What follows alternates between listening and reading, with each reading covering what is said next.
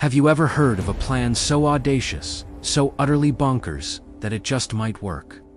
Today, we're re-diving into one of the most cinematic and daring raids of the entire Second World War, Operation Chariot. The British attack on the St. Nazaire dock. By 1942, the Battle of the Atlantic was raging. German U-boats, like wolf packs, were hunting Allied shipping, threatening to starve Britain into submission. These submarines were deadly, but their most powerful battleships, like the infamous Tirpitz, were an even greater menace. If the Tirpitz ever broke out into the Atlantic, it could single-handedly decimate entire convoys. The Allies had to stop it. But how do you sink a ghost? The Tirpitz was heavily protected in the Norwegian fjords.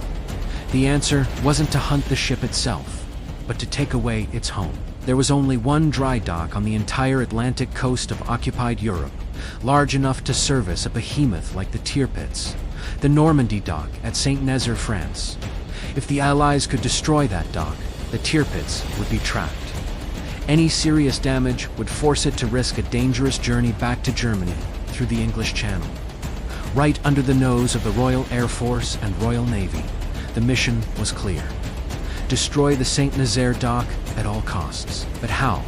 A bombing raid was too inaccurate. The target was a massive concrete structure, and any stray bombs could kill thousands of French civilians. The solution had to be naval, a direct assault from the sea. The plan that emerged was something straight out of a Hollywood movie. It was brilliant, and it was borderline suicidal. The core of the plan involved an old, obsolete destroyer, HMS Campbelltown. They would pack this ship with tons of delayed-action explosives, disguise it to look like a German torpedo boat, and then ram it at full speed directly into the main gate of the Normandy dock. Once lodged in place, the hidden charges would detonate, hopefully blowing the gate to pieces and rendering the dock useless. But ramming the ship was only part of it. A fleet of small motor launches would accompany the Campbelltown, carrying highly trained commandos.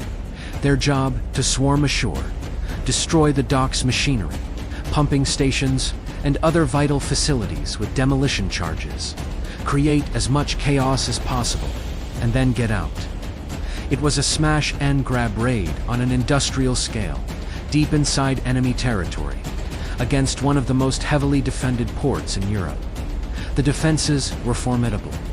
The St. Nazaire estuary bristled with over 70 anti-aircraft guns, coastal artillery batteries, searchlights, and thousands of German troops. The raiders would have to sail 6 miles up the heavily defended Loire estuary, under the constant glare of searchlights and a hail of enemy fire. The chances of survival were slim, to say the least. To give themselves a fighting chance, the Campbelltown underwent a radical transformation. 2 of its 4 funnels were removed, and the remaining 2 were angled to mimic the silhouette of a German Emscher-class torpedo boat. They even flew a German naval ensign. The hope was that this disguise would buy them precious minutes of confusion before the Germans realized what was happening. The commandos and sailors who volunteered for this mission knew exactly what they were getting into. They were given the opportunity to write final letters home. Many of them would not return. On the night of March 28, 1942, the flotilla approached the French coast. The tension must have been unbearable. As they entered the estuary, their luck seemed to hold. They passed several German checkpoints, using a stolen German signal code to bluff their way through. For a few critical moments, the deception worked, but then their luck ran out. A shore battery, unconvinced, opened fire. Suddenly, the night exploded. Searchlights pinned the small fleet like insects. Guns from both banks of the river opened up, tearing into the wooden hulls of the motor launches. Tracers crisscrossed the sky, turning the water into a churning cauldron of fire and death.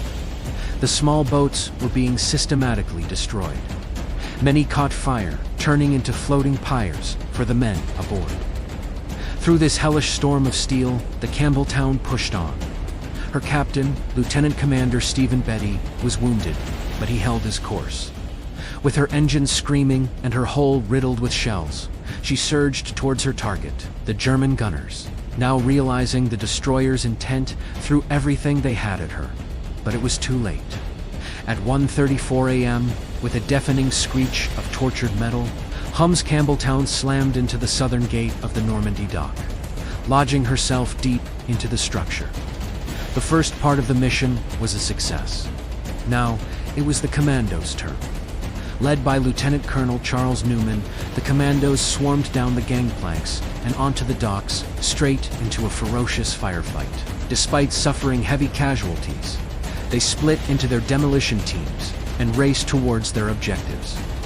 In the chaos and darkness, lit only by muzzle flashes and burning boats, they planted their charges on pumping stations, winch houses, and other critical machinery. They were fighting for their lives, surrounded and outnumbered, but they were determined to complete their mission. The plan had been to withdraw on the motor launches, but the estuary was a death trap. Most of the boats had been sunk or were ablaze. The escape route was gone.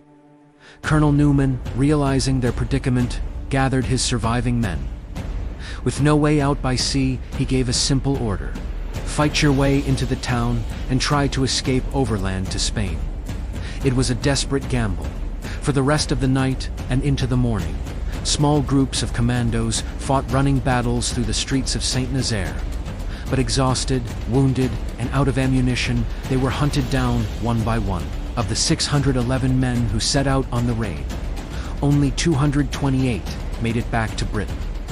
Over 160 were killed, and more than 200 were taken prisoner. From a purely human perspective, the cost was immense. And what about the Campbelltown? As morning broke on Saint-Nazaire, German officers and engineers swarmed over the strange, wrecked destroyer stuck in their dock gate. They were curious, baffled by the seemingly pointless sacrifice. They had no idea they were standing on a Forendaftun time bomb. Then, at around 10:30 a.m., long after the fighting had died down, the hidden explosives inside the Campbelltown finally detonated. The blast was colossal. It tore the 500-ton steel gate from its hinges and completely obliterated the forward section of the ship. The explosion killed around 250 German soldiers and French workers who were inspecting the vessel. Water surged into the dock, finishing the job. The Normandy dock, the only Atlantic sanctuary for the Tirpitz, was destroyed. It would remain out of action for the rest of the war. The Saint-Nazaire raid was a tactical masterpiece, a stunning success born from incredible bravery and sacrifice. It was so successful that it secured the Atlantic. The Tirpitz was now a prisoner in Norway, never to threaten Allied convoys. 5 Victoria Crosses, the highest award for gallantry, were awarded for the raid, a testament to the extraordinary courage displayed. Operation Chariot remains one of the greatest commando raids in history. It was a mission that combined meticulous planning with unbelievable guts. A story of how a small group of determined men, in a single night of fire and fury, changed the course of the war at sea. Thanks for watching. If you found this story as incredible as I did, make sure to hit that like button and subscribe for more tales of historical daring. See you in the next one.